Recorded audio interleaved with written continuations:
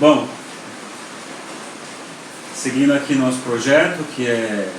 Tá muito barulho de chuva? Não tem como diminuir, cara. Tá até fechada a janela, mas tá uma baita chuva aqui. Então, seguindo nosso projeto, mas dá pra ouvir o que eu falo? A chuva tá muito atrapalhando, assim, tá muito barulho. Diga aí. Tá. Aqui tá um barulho de chuva bom, então vocês vão dormir, né? Pode ser, dependendo da sono. Então, seguindo o nosso projeto aqui, trabalhar o seminário 1 e alternando nas outras quinzenas, trabalhar o Winnicott, proposta. Então, quem quiser participar aí, quem quiser participar do grupo, pode se inscrever lá, pode entrar no Instagram, você vai lá no Saulo Wilson Ferreira Psi, e você consegue entrar. Ou você põe lá no telefone e entra tanto no WhatsApp, no Deformação Lacaniana, na turma B, ou você, por esse número, também consegue acessar o Telegram. Certo? Então a ideia, mais uma vez falando, é seguir o seminário 1 de cabo a rabo. Provavelmente levaremos uns 2, 3 anos para fazer isso. E sem pressa, né? Porque tem muita coisa aqui. Estou fazendo aquele mesmo esquema. Se tiver algumas dúvidas, assim, eu tento responder por aqui ao vivo, mas se for uma dúvida um pouco mais cabeluda, que vai tomar muito tempo, aí eu prefiro responder depois pelo WhatsApp, ou se for uma dúvida que é fora do texto, porque às vezes eu estou fazendo uma live de um assunto e tem umas perguntas que, sei lá, falando do seminário 1, questão da resistência, a pessoa vai perguntar sobre os 4 discursos do Lacan.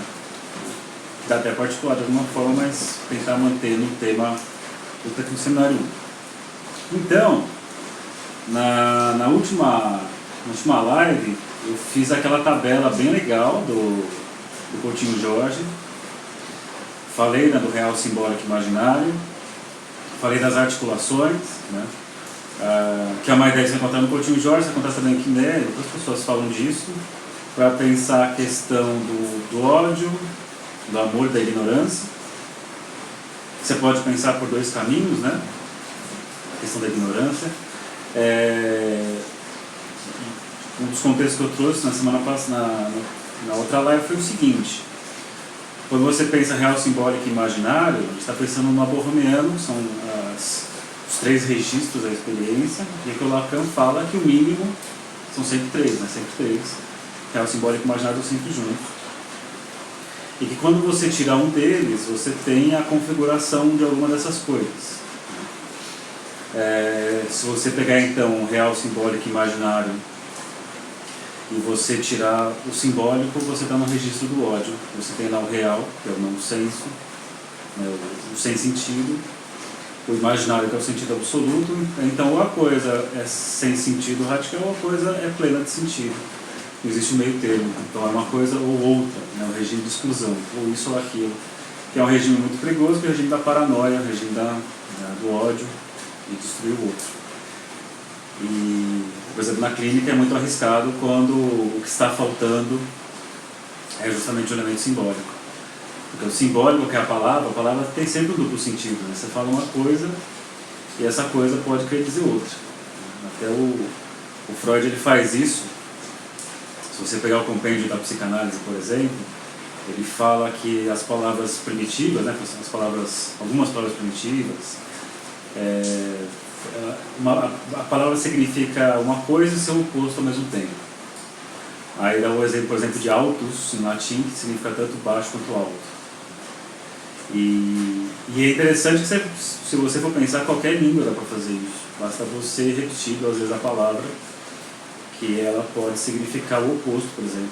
Quando eu falo, existem psicanalistas e psicanalistas, eu estou repetindo a palavra psicanalista, mas quando eu falo existe psicanalista, você pensa numa coisa, e quando eu repito existem psicanalistas, você pensa numa coisa normalmente oposta, né? O bom psicanalista e o péssimo psicanalista, alguma coisa assim. Então o simbólico sempre traz essa questão, né? O benefício da dúvida. A dúvida é fundamental. O outro que também tem, que ele coloca, é quando o real está excluído da história.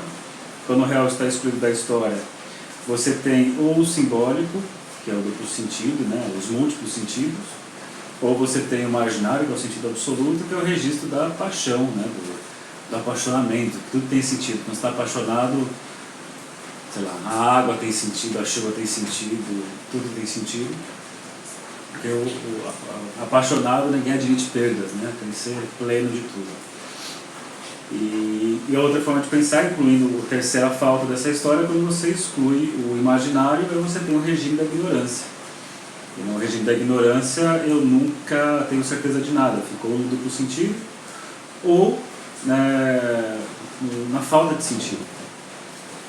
Então, eu entendo que dá para pensar que a boa parte das problemáticas que você vai encontrar na clínica, ou sempre que você vai escutar na clínica, ou pelo menos eu faço isso, eu procuro escutar o que está faltando em termos de novo romeano, né? Então, tenho o paciente completamente encantado, apaixonado com alguma coisa, até com o próprio processo, que o real não é admitido de forma alguma. Tem o paciente então, que está aquela coisa rígida, né, extremista, ou é isso ou aquilo, um regime praticamente paranoico.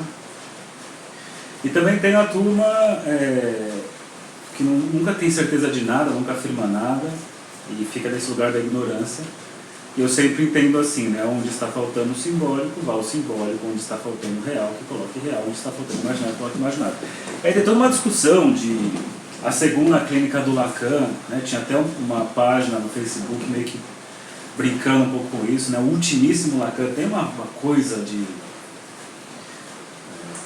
O Lacan, o último do último do último, o Lacan falou num artigo tal, assim, 2 dias antes de morrer, fica numa fetichização do cara também, que eu acho um pouco um porre, né?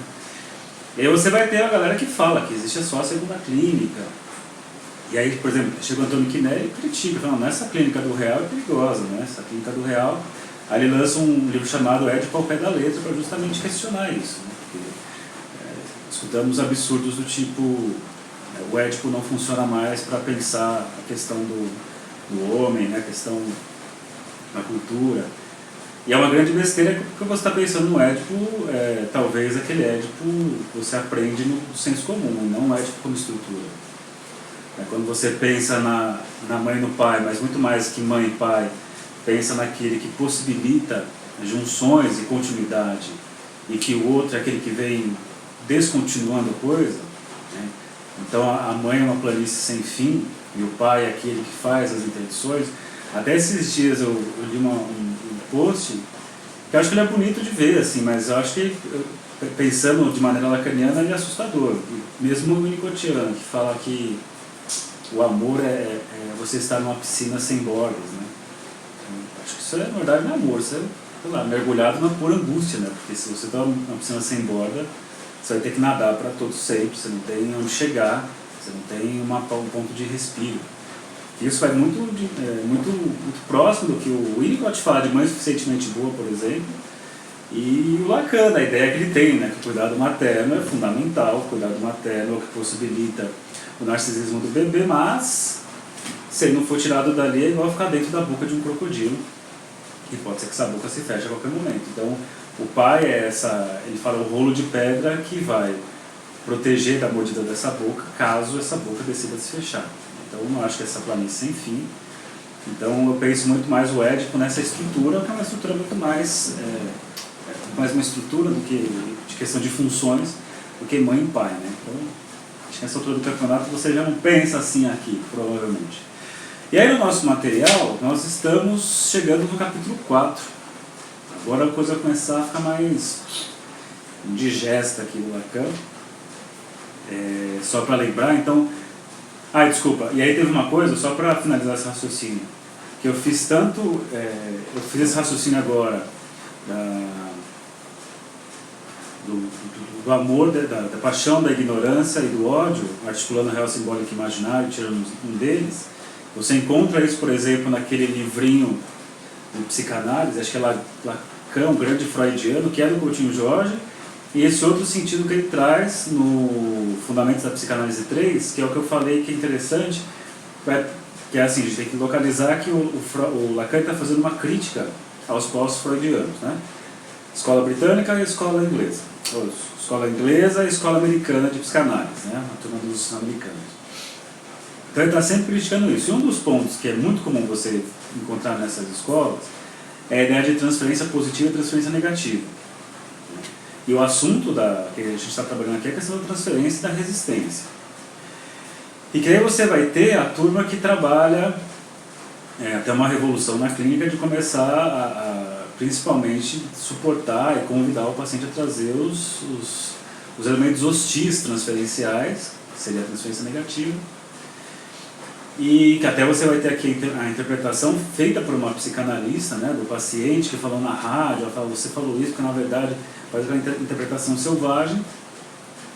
E quando o Coutinho Jorge faz a proposta do transferência positiva, negativa, transferência igual a zero, é muito interessante, porque começa a mostrar que o lacaniano não é o cara que interpreta, né? Não é o que vai falar tal coisa significa tal coisa. Pelo menos assim está sendo colocado, e mesmo Lacan está se posicionando assim. Tanto é que ele até tenta entender o que o Freud fez, por exemplo, com o Homem dos Lobos, que o Freud faz uma interpretação assim, e ele cria boa parte do que ele está falando ali, meio que faz inferências ao Homem dos Lobos. Enfim, então fica esse lugar igual a zero. É interessante isso, por exemplo, a pessoa faz determinada coisa na clínica, tem um atraso, e que em algumas abordagens entenderia isso como uma resistência, interpretaria essa resistência, né? E pensando nesse modo que o Lacan está propondo, não, chegou atrasado porque chegou atrasado, é isso, né? Eu não preciso colocar um sentido que é meu, mas sim, assim, é porque é. Então você sai desse lugar de pensar na transferência positiva, que são então os afetos, os bons afetos, né? O amor direcionado ao analista, que atrapalha a clínica, porque cai sempre em repetições, e essas repetições são resistências. E quando você pensa do outro lado, você também tem o convite para as hostilidades, né? Para a projeção dos conteúdos hostis, que seria o ódio na transferência negativa, e que o Lacan também está dizendo, não é por aí. A coisa é zero, que der o lugar do analista igual a zero, que a coisa é porque é. Certo? Então, ele está mais ou menos chegando por esse assunto. Chegamos então no capítulo 4, que diz assim, ó, o eu e o outro. Esse capítulo aqui, ele é interessante porque ele é longo e não tem aquelas divisões comuns que você vai encontrar em outros capítulos, tá? Então nós vamos seguir por ele. Então ele diz assim, ó, então, lá na página 56, eu não sei qual o material que você tem aí, mas é capítulo 4, o eu e o outro. Aí ele fala que da última vez chegamos a um ponto em que nos perguntávamos qual é a natureza da resistência, né? Então resistência é uma palavra-chave, lembrando, gente, um ponto muito importante, que a resistência é importante para o processo. Nós queremos contornar a transferência, a nossa escuta as deformações por conta da resistência, né? E quando eu penso, isso Freud fala nas 5 lições, quando a gente fala na questão da hipnose, a hipnose consegue trabalhar, pelo menos desse ponto de vista que eu estou querendo argumentar aqui, a hipnose trabalha eliminando a resistência. Só que quando você elimina a resistência, deixa de ser necessária a escuta psicanalítica das deformações por conta da resistência. Então o Freud ele abandona a hipnose, como a gente está trabalhando aqui nas outras lives, e eu não me interesso, por exemplo, então, ser um hipnólogo, hipnotizar o paciente para conseguir chegar mais rápido a certas coisas. Que quando eu faço isso, deixa de ser uma psicanálise, passa a ser qualquer outra coisa, mas não é uma psicanálise. Para a psicanálise, o fenômeno da resistência é um impedimento direto de trabalho, inicialmente, mas é a partir dele, com relação às resistências, a minha escuta com relação às resistências, que vai fundamentar o que é a psicanálise, como método clínico, método de escuta, método de tratamento. Então, vocês sentiram que existe ambiguidade, não somente complexidade, na nossa abordagem desse fenômeno da resistência. Diversas formulações de Freud parecem mostrar que a resistência emana daquilo que está para se revelar, isto é, do recalcado. Então ele fala aqui, o deslocado ou suprimido. Então a resistência emana do que está para se revelar. Então quando está próximo de se revelar, a resistência aparece. Tanto é, se vocês voltarem só um pouquinho no capítulo 3, ele vai dizer o seguinte, ele vai dizer sobre um ponto de inflexão que sempre vai aparecer com relação ao núcleo.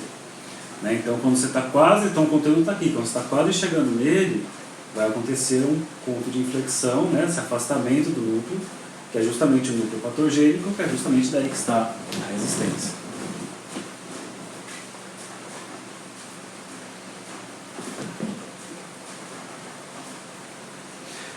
Will, acho que depende da concepção. Se eu pegar alguém que trabalha com hipnose, eu acho que ele vai argumentar favorável, consegue eliminar os sintomas. Se a gente for pensar em psicanálise, a questão da eliminação dos sintomas é mais ou menos também, né? Porque a coisa está sempre num deslocamento constante. A questão acho que o Freud, a forma dele pensar assim, que a própria constituição do sujeito, de cultura, de realidade, são formas de deformação que seria impossível, por exemplo, eliminar essa deformação. O povo está rindo aqui? O povo está rindo? Está saindo som aí? Então, aí voltando, ele faz isso, beleza. Então, voltando para cá.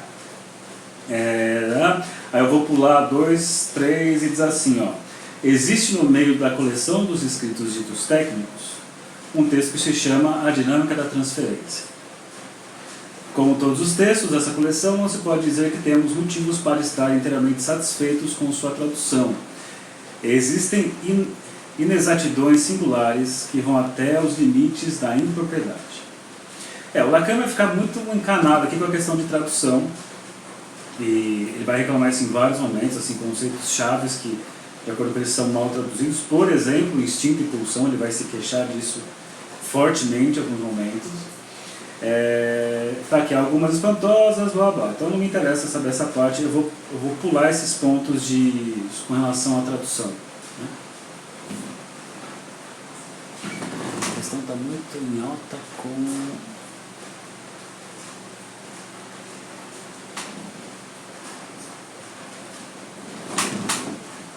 Então aqui, a passagem desse artigo que lhes anunciei, eu vou lê-la. Vocês encontrarão na página 55 da tradução francesa. Então a dinâmica da transferência está naquele conjunto de artigos sobre a técnica do Freud, né? Que ele escreve lá a psicanálise selvagem, mas fica preocupado com os caminhos que a psicanálise caminhava. E os caminhos que ela caminhava, o pessoal fazendo cada vez coisas mais absurdas, assim, né? Então...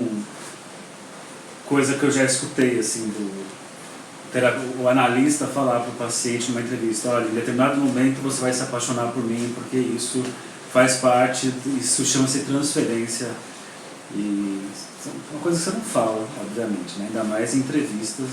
Então começou a galera a fazer aplicar o teorema de Tantufas, né? Fazer o que bem entendia, e o Freud preocupado, né? Pariu lá o filho na psicanálise, e depois começaram a usar do jeito que bem entendia. Então ele vai lá e escreve os artigos sobre a técnica para justamente tentar dar alguns parâmetros, né? O Freud nunca faz um texto assim, faça isso, mas ele sempre fala assim, pense em tal coisa, evite tal coisa, isso vai acontecer, pense nesses fenômenos, sempre fazendo esses apontamentos. Então, voltando aqui, então a passagem desse artigo, do Dinâmica da Transferência, se articula diretamente com a passagem importante dos estudos sobre histeria, que eu lembrei para vocês, onde se trata da resistência encontrada por aproximação no sentido radial, como diz o discurso do Freud, quando ele se aproxima da formação profunda a que Freud chama o núcleo patógeno, desculpa. Então, beleza. Aí ele vai dizer assim, que eu preciso pegar, aí eu vou pular aqui um parágrafo, e ele diz assim, os elementos desse parágrafo que merecem destaque são estes. Inicialmente, logo chegamos a uma região em que a resistência se faz sentir com nitidez. Essa resistência emana do processo mesmo do discurso, da sua aproximação, se é que posso dizer isso. Em segundo lugar, a experiência mostra que é aqui que surge a transferência. Então, de novo, né?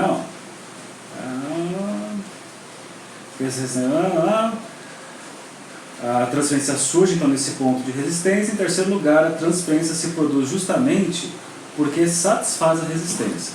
Então é muito legal pensar nisso, né? Que a condição para que haja análise é que tenha resistência, ou melhor, a transferência, e que a transferência ela satisfaz uma resistência. Em quarto lugar, um fato desse gênero se reproduz o número incalculável de vezes ao longo de uma psicanálise. Trata-se de um fenômeno sensível na análise, e essa parte do complexo que se manifestou sob a forma de transferência é empurrada para o consciente nesse momento. O paciente obstina-se em defendê-lo com a maior tenacidade.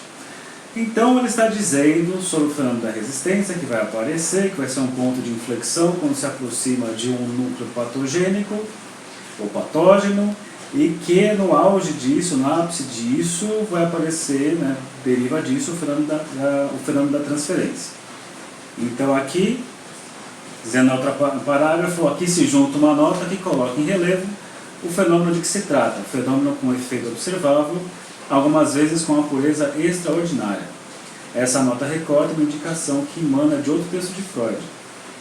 Bacana aqui, ó.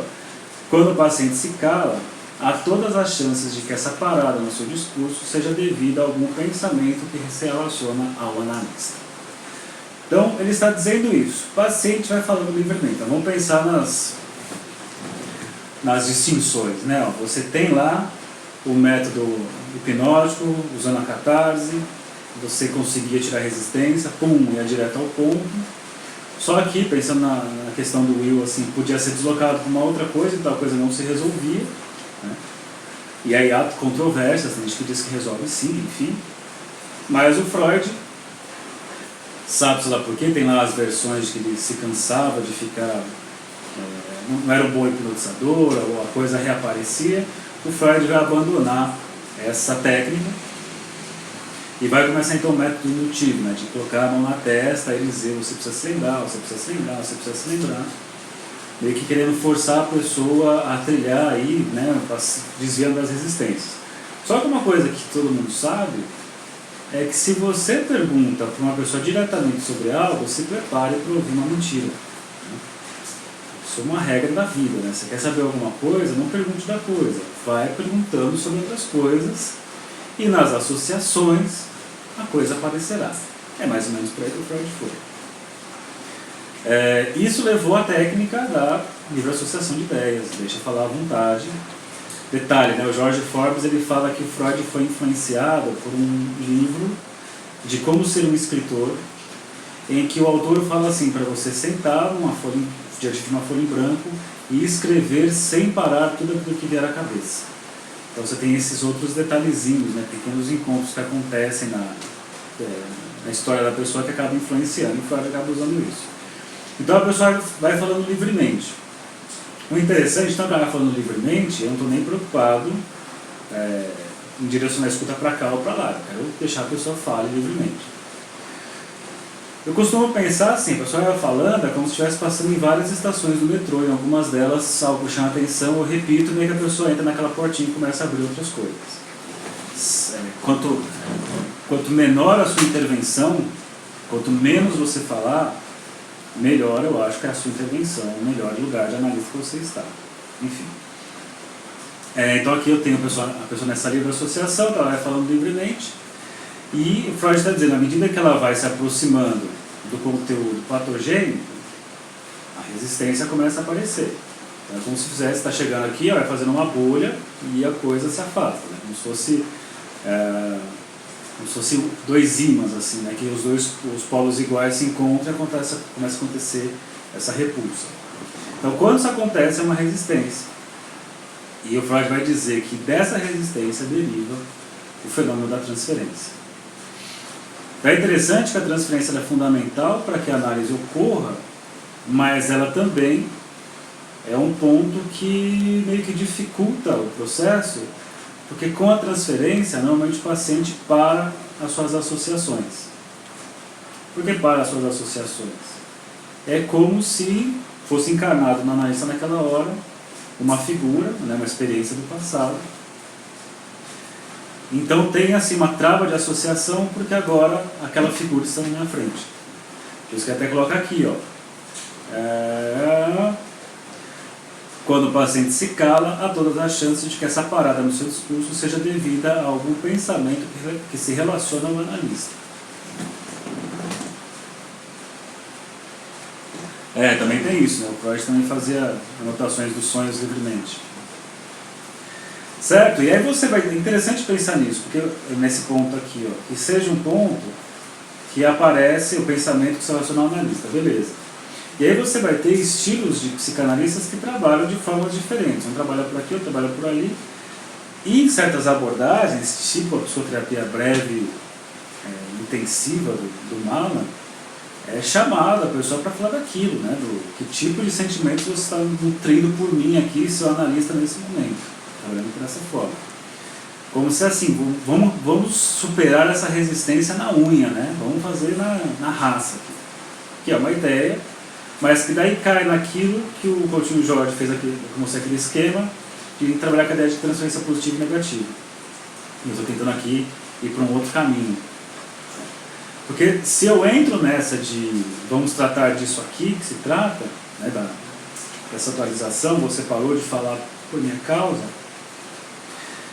cai naquela coisa que nós falávamos em capítulos anteriores, de que um dos participantes meio que acusa Freud de ser um cara dominador, impositivo, né? Então é o cara que usava o poder a seu favor, né? Então é um cara que queria... A psicanálise seria um exercício de poder. E não é por aí, né? Porque o exercício de poder é quando um guru assume. Eu sou o guru, eu sei o que eu estou falando, eu sei o que eu estou fazendo. E se você estudar a psicanálise, justamente tem um descolamento disso. Aí você pode pensar, mas o Freud lá no começo não fazia isso? Sim, o cara está pensando na psicanálise, né? Ele está tentando sair desse lugar. Inicialmente ele entra como guru várias vezes, depois ele vai se descolando.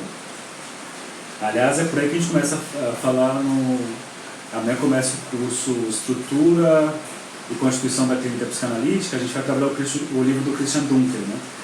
E ele abre justamente falando disso, que a psicanálise não é um exercício de poder, né? Essa é uma teoria dos discursos, não é discurso do mestre, nem o discurso universitário. Faz um outro tipo de discurso que não pode ser esse, que ou tenha uma figura do analista ou do médico, que o saber está nele, ele sabe o ponto final, ele coloca a sua figura agora abaixo do outro, mas também não pode cair naquele discurso do mestre disfarçado, que é o discurso universitário, em que apesar de não ser colocado a verdade, né, o saber na figura do analista ou do médico, é colocado em um saber, né? Então um saber, uma teoria, uma abordagem, estudos mostram que, então da mesma forma você está tendo um discurso impositivo de dominação. E a psicanálise justamente é o oposto disso. Então, você pensaria assim, discurso do mestre, aí você tem o discurso universitário, você tem o discurso da histérica e o discurso do analista. Então esses dois aqui são péssimos. Na verdade a coisa tem que caminhar pelo outro lado, né? Caminhar inevitavelmente pelo discurso da histeria por parte do paciente e o discurso do analista por parte do analista. E a parte do analista no lugar do sujeito ali, né, como o mestre, ou de um discurso nesse lugar de mestre, o que tem ali entre aspas como mestre, não é mestre coisa nenhuma, é o objeto A que justamente sempre falta. Né? Sempre ali é um oco com contorno. É um contorno, mas não sabe exatamente o que tem no meio. Então esse lugar que vai poder abrir o campo do grande outro, o campo do desconhecido, o campo que é muito menos uma pessoa, muito mais um lugar de referência. Então, isso faz muito mais sentido e isso é bem distante do que algumas abordagens vão fazer, que é justamente tirar a resistência na unha. E não é por aí que o Lacan está propondo. Muito bem, aí ele fala o seguinte, pulando um parágrafo de novo, no momento em que ele parece pronto para formular alguma coisa de mais autêntico, de mais quente do que jamais pôde atingir até então, o sujeito, em certos casos, se interrompe e emite um enunciado que pode ser este. Eu realizo, de repente, o fato da sua presença. O que ele quer dizer com isso, né? Vamos tentar entender, porque essa ideia ele vai esticar aqui ao longo do capítulo. Né? Só uma dica muito legal da clínica, quem falar isso é Manoni, mas verifiquei em várias situações assim, realmente, Ela diz assim, que muitas vezes, na primeira sessão, o paciente vai dizer coisas que depois não vão mais aparecer ou não vão aparecer tão cedo. É como se na primeira sessão, interessante isso, que apesar desse desconhecimento de quem é o analista, em tese, a pessoa estaria mais insegura para ir na análise, ela fala coisas que depois parece que ela não traz mais. Então o paciente traz revelações assim incríveis, às vezes absurdas até, que depois não trata disso e algumas vezes alguns nem voltam mais, porque acha que falou demais. Mas é interessante que mesmo quando voltam, eles abrem um monte de portinha e depois voltam fechando as portas. Não, é só isso aqui que eu tenho para dizer, e fica tentando colocar nisso. Então, talvez de alguma forma aí, pelo analista na primeira sessão ser um completo desconhecido, e na segunda, querendo ou não, já ter alguns elementos da experiência estética com o analista, aparência, lugar, né, a voz, o manejo, talvez abra isso já para um campo de resistência transferencial, né, já começa então a formar alguma coisa que acabe inibindo. Pode ser isso. Cai naquela coisa do infamiliar, né, do estranho. Tem algo estranho, mas tem algo de familiar aqui. E você vai escutar isso na clínica muitas vezes como coisas estranhas tanto nos estimulam quanto nos afastam. As coisas, o infamiliar, tem algo de familiar e alguma coisa de estranha nisso, é tão excitante e tão repulsivo. Repare como isso é comum de você escutar. Se você não é analista, você vai perceber na sua vida que você tem esse fascínio e repulsa por algo do familiar. E vou até mais longe, até as suas fantasias mais profundas, até as suas fantasias sexuais vão por essa via, né? Estava até respondendo isso com uma amiga minha que ela perguntou sobre fantasias e eu estava colocando para ela, pensando nas leituras que eu já fiz, que a fantasia, e também na minha experiência pessoal, obviamente, na experiência que eu estudo, as fantasias sexuais, ela tem sempre um componente masturbatório gigantesco, e esse componente masturbatório está ligado a fantasias incestuosas. Memórias assim, criadas, imagens que se articulam, que isso são coisas excitantes. Então vai saber se, a partir do momento que o analista vai ficando mais familiar, leve a esse lugar aí, de por um lado um interesse e uma certa repulsa, tá dessa mesma hora. E aí diz assim, ó, pulando, então eu realizo de repente o fato de sua presença, pulando isso. Quis colocar logo diante de vocês este fenômeno bem centrado que esclarece o nosso assunto de hoje. É o ponto que vai nos permitir partir de novo para colocar as nossas questões. Antes de prosseguir nessa caminhada, quero deter-me um momento no texto de Freud para lhes mostrar bem o quanto aquilo de que falo é a mesma coisa de que ele fala. Não travou. Essa cara que eu fiz é porque Lacan fala que ele leu Freud como Freud está dito ali. É a leitura do Lacan de Freud, obviamente, né? Temos que pensar nisso. Será que seria a leitura exatamente igual? Né? Chamar o Freud aqui e falar assim, Freud, conte-nos de fato quem deu continuidade ao seu trabalho. É muito legal, trazendo brevemente uma experiência aqui pessoal. No final do ano passado, eu tive a oportunidade, graças a Regina, graças ao Adriano, a Pepita lá do Integra, de fazer um evento com o Joseph Freud, né? O Joseph Nobel Freud, que é o sobrinho neto do Freud. E foi tão legal, né, você escutar o cara que está lá, porque nós estamos aqui e o cara está lá. O cara simplesmente fez análise com André Green, fazia a supervisão com a Maud Manoni, com a Françoise Doutor, supervisão com o Massoud Khan, foi assistir seminário de Lacan, foi não sei onde, cara, o cara tá lá. Eu tô aqui lendo o livro e tendo que acreditar, Adriano, não é isso aí? Cara, a figura, né? Os nossos rolês na liberdade. O cara assim, é sensacional porque ele tá lá. Eu tô aqui lendo o livro e o meu fantástico mundo de Bob pensando como é que seria uma série de coisas. E ele mostrou assim, uma perspectiva da psicanálise que eu não sei não se estamos no caminho próximo do que de fato Freud estava propondo. Eu digo até que não estou dizendo que pelo fato dele ser da família Freud ele sabe o caminho, mas eu estou dizendo que ele está lá onde a coisa está rolando, né, fortemente aqui também, mas lá onde surgiu a coisa. E sei, viu gente, tem umas leituras ali que você fala, nossa, acho que está um pouco distante da proposta. Ele falou uma frase assim, muito importante, ele fala assim, onde der para fazer psicanálise, faça psicanálise, não faça filosofia. Ó, isso para mim foi libertador e ao mesmo tempo assim, deu uma sacudida que eu fiquei um pouco sem chão, assim, putz, é verdade, cara. Porque muitas vezes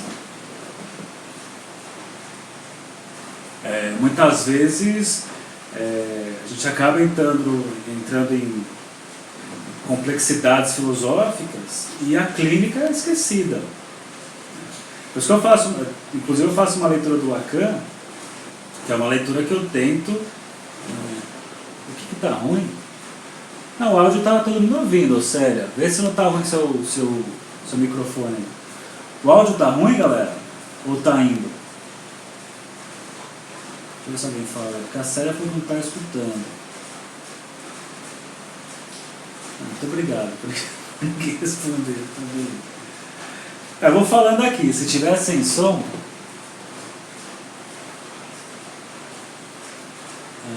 Tudo bem. Áudio bom, então o áudio está rolando. Então beleza, então tá, vamos continuar. Então é legal isso, né? Porque ele falou um montão de provocação e meio que ele trouxe isso, ó, que em alguns lugares a psicanálise se afasta. Em alguns lugares a psicanálise se afasta da proposta que é uma clínica, né? E não uma filosofia. Então fica a dica aí. Então é isso. Então, antes de prosseguir nessa caminhada, quero determinar um momento no texto do Freud para mostrar bem o quanto aquilo de que fala é a mesma coisa de que ele fala. É preciso que vocês se libertem por um instante da ideia de que resistência é coerente com essa construção segundo o qual o inconsciente é, num dado sujeito, num dado momento, contido e, como se diz, recalcado. De novo. É preciso que vocês se libertem por um instante da ideia de que resistência é coerente com essa construção segundo a qual o inconsciente é, num dado sujeito, num dado momento, contido e, como se diz, recalcado. Seja qual for a extensão que possamos dar ulteriormente ao termo resistência na sua conexão com o conjunto das defesas, a resistência é um fenômeno que Freud localiza na experiência analítica. Ponto. Né? Então, resistência, localizemos ela na experiência analítica. Beleza.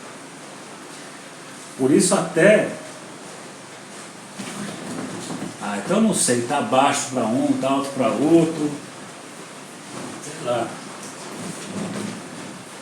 Está sem... É que se estiver muito baixo, eu tenho que parar e trocar a bateria do microfone. Vocês estão aumentando o volume aí? Deixa eu ver. Sei lá. Vou continuando aqui. Se ficar sem som, vocês gritam. Até isso é legal para pensar, a questão da psicanálise como uma questão, ou melhor, a existência do inconsciente como uma questão ética, né? É muito maluco esse raciocínio, mas acho que é importante pensar nisso. Isso é uma coisa que o Lacan traz, é muito legal. É assim, não dá para eu dizer, por exemplo, sei lá, minha mãe troca uma palavra pela outra e ela fala assim, isso é manifestação do inconsciente. Se ela não se apropriar dessa intervenção, dessa fala, se ela não se responsabilizar pela troca, eu não posso dizer que isso é uma manifestação do inconsciente. E é muito louco isso, porque se o paciente não aceita que o inconsciente existe, assim que eu entendo, assim que eu leio, se ele não acredita na existência do inconsciente, então o inconsciente não existe. Agora, quando ele tropeça numa palavra pela outra, troca, tem um lapso, isso é apontado, a pessoa para diante disso, se interroga por que isso acontece, aí ela se responsabilizou pela manifestação. Na verdade é pensar assim, se a pessoa não se responsabiliza, não vai ter efeito as nosso raciocínio a partir do inconsciente e escuta inconsciente. Agora, quando a pessoa se responsabiliza por isso, aí sim, uma psicanálise é possível. Tá.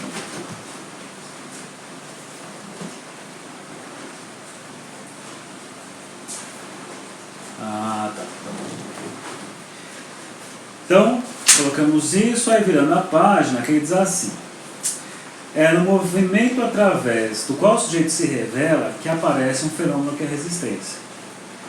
Quando essa resistência se torna muito forte, surge a transferência. Então temos uma formulinha aí. A transferência acontece quando a resistência fica muito forte. E muitas vezes o paciente que vinha fazendo associações fica mudo, porque ele tem um tipo de relacionamento, de pensamento que se relaciona com a presença do analista. Então temos aqui presença, figura do analista aqui. Tem o analista, mas não analista enquanto... mais ou menos assim, deixa eu falar logo antes que encarne em você uma figura do meu passado. Porque quando encarnar uma figura do passado, eu não vou conseguir mais falar livremente. Né?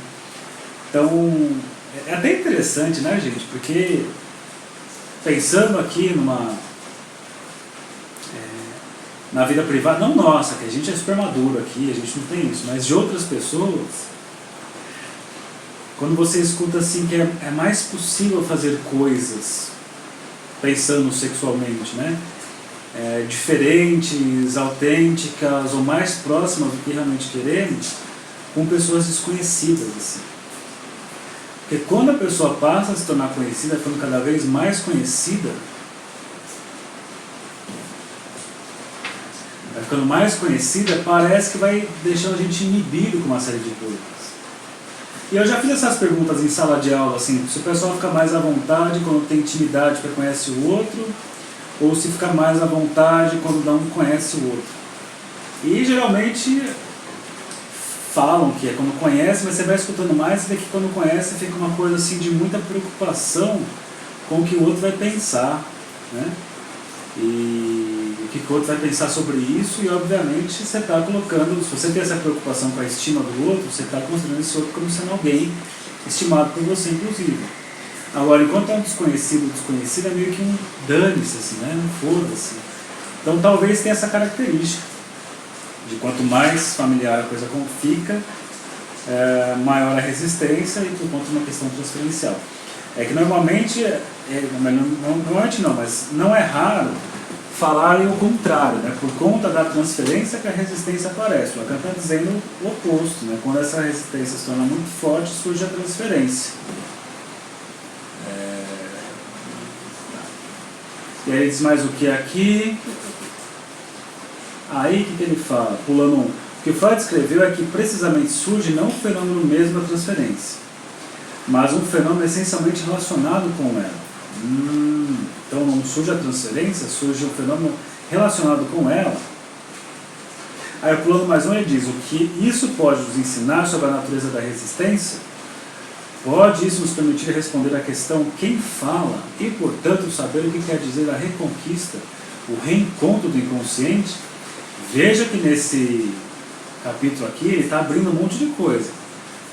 Né? Ele não vai ser um capítulo conclusivo, nem vai dar tempo de fazer ele todo, eu tenho mais 7 minutos de live, senão depois me cortam aqui.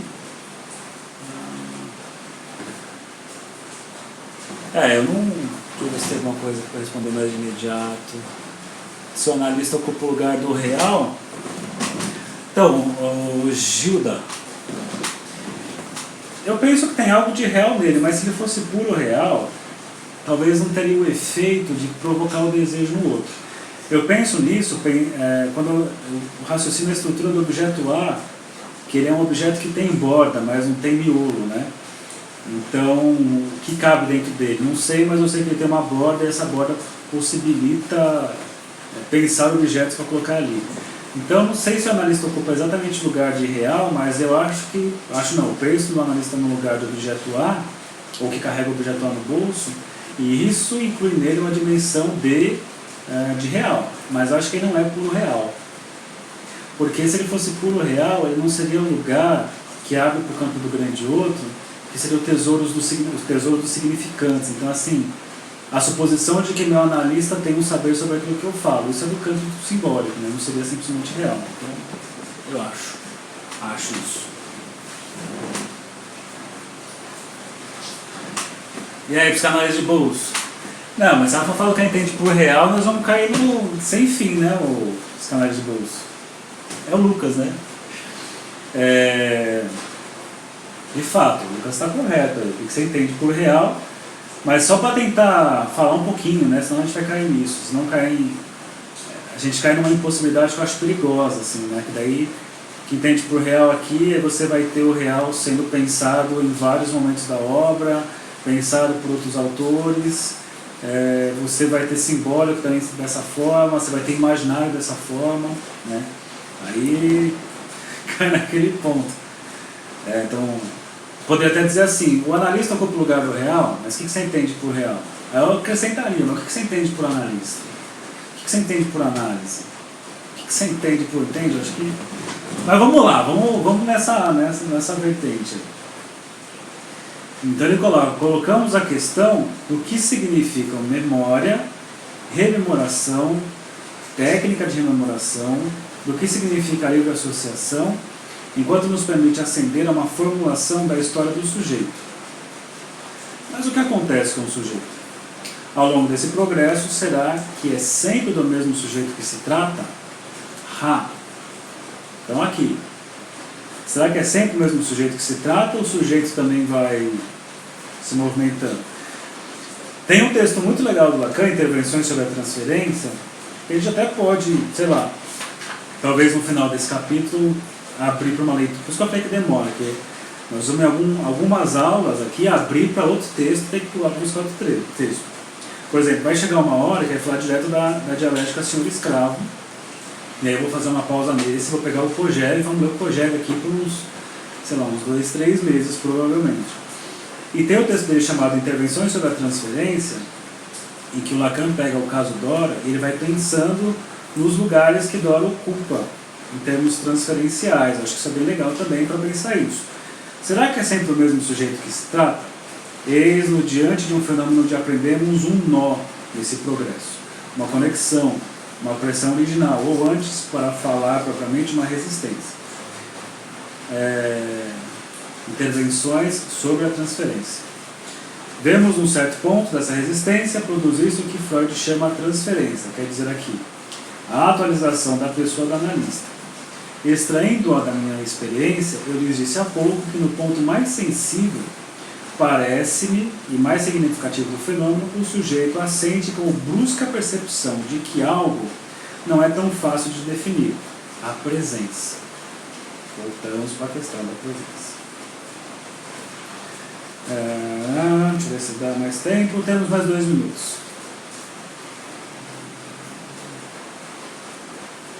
Aí eu vou pular mais um, diz aqui. Acredito que estaria algo que não chegaríamos nunca a parar demasiadamente. Que é aquela pergunta sobre a questão da presença. Porque o Freud nos ensina, e vamos tentar não tomá-lo por outras pontas, porque o que o Freud nos ensina, o bom método analítico, consiste em reencontrar sempre uma mesma conexão, uma mesma relação, o mesmo esquema, que se apresenta ao mesmo tempo nas formas vividas, em comportamentos e também no interior da relação analítica. Em outras palavras, Freud nos ensina a procurar repetições, padrões, não é? Normalmente, só para finalizar um raciocínio, que não é lacaniano, mas é muito útil, é sempre legal você achar... Geralmente o paciente ele chega com uma questão mais atual do que rolou na vida dele. Aconteceu recentemente no meu trabalho, na minha adolescência, não sei o que. É legal pensar que esse não é o tempo 1. Não é o primeiro momento que causou esse efeito traumático. Isso vai ser assunto para outros momentos, né? Na verdade, esse tempo aqui, ele é o segundo tempo de uma cena infantil. Isso é importante para a gente. Então, ele traz algo daqui que tem uma certa estrutura. Na minha escuta eu vou achar um padrão ou a cena 1, onde ele começa a pensar, comecei a pensar a partir daqui, e tem uma certa estrutura, vai ter uma repetição nesse momento traumático que me levou a querer fazer análise, e quando começar a análise, na relação com o analista, na transferência, vai ser montado esse padrão. A minha sugestão, para quem é analista, psicólogo, ou gosta de aprender psicanálise, quer se divertir, ou sei lá, eu que você quer também, é tentar escutar isso. Existe algo na infância, que é a cena 1 da história. Existe algo no momento traumático, que tem a relação de trauma está aqui nessa estrutura, né? Retroativo, tempo 2 da estrutura de trauma do tempo 1. E essa mesma coisa vai ser montada na relação transferencial. Você pode enxergar isso como um triângulo, né? Então, um triângulo que você tem lá, melhor, um triângulo assim, né? Então, você vai ter aqui então a cena infantil, uma cena mais atual, a traumática, e a relação com o analista. Se você começar a escutar a partir desse triângulo aqui, ó, vai facilitar muito sua vida. Vamos ver aqui. O Lucas já gostou. Ótimas perguntas que precisamos trabalhar nos dias de hoje, pois falta tentar pensar exatamente essa coisa. O que é um analista, uma análise? Na verdade, Lucas, essa pergunta não é de hoje não. Essa pergunta aí foi o que fez o Lacan passar até pelo processo de afastamento. Você teve lá o Edward Glover, o Winnicott, uma turma lá que foi tentar entender o que se faz quando se faz análise. Não sabemos ainda. Que, aliás, gente, é uma coisa muito legal. Se alguém te perguntar assim, o que você é? Eu sou um psicanalista. E o psicanalista faz o quê? E quem precisa de um psicanalista? Quando eu vou no psicanalista, eu vou no psicólogo. São perguntas que o Lucas colocou que precisam ser pensadas, mas eu acho que o exercício é esse, né? Eu vou gastar uma vida aí para tentar dizer exatamente o que é uma psicanálise. Mas, enfim, é isso aí. Então, obrigado pela parceria de vocês, desculpa o barulho, que hoje foi meio improvisado aqui, porque está chovendo, o cabo que eu uso não estava aqui, enfim. Boa semana para vocês, bons estudos. Então, seminário 1, vão lendo aí, capítulo 4, vai seguindo. Se precisar falar comigo, mande aqui, ó, lá na cara na capinha do Instagram tem um telefone e você manda assim: aqui é fulano, ciclano, gostaria de participar do seu grupo de Freud, de Lacan, de Winnicott, e tem lá o Aqueron da Movebo, que é o grupo geral, que junta uma galera para nada específico assim, tá? Então, boa noite para todos, e boa semana e até. Tchau para vocês.